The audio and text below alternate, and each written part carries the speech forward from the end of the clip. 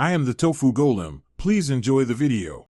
In this video, I will explain how to make pasta restaurant style.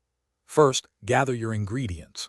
You'll need about 2 cups of durum wheat semolina flour, 2 large fresh eggs, a small pinch of fine sea salt, and a teaspoon of good quality olive oil.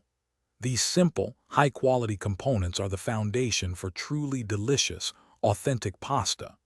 Using fresh ingredients makes a significant difference in the final taste and texture of your dish.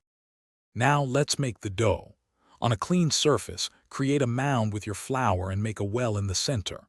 Crack the 2 eggs into the well, add the salt and olive oil. Slowly incorporate the flour from the edges into the wet ingredients until a shaggy dough forms. Knead this dough for about 10 minutes until it's smooth and elastic. Then, wrap it tightly and let it rest for at least 30 minutes. After resting, it's time to roll and shape your pasta.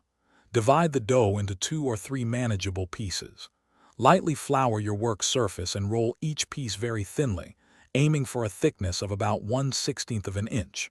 A pasta machine makes this easy, but a rolling pin works too. Once thin, cut your pasta into your preferred shapes, like classic fettuccine or delicate tagliatelle, ensuring even strands. Finally, let's cook and serve your beautiful pasta. Bring a large pot of generously salted water to a rolling boil. Add your fresh pasta and cook for just 2 to 4 minutes, or until it's perfectly al dente. Before draining, remember to reserve about 1/4 cup of that starchy pasta water. This liquid is fantastic for emulsifying your sauce. Drain the pasta and immediately toss it with your favorite sauce for a restaurant-quality meal. Thanks for watching. Consider subscribing if we helped you today.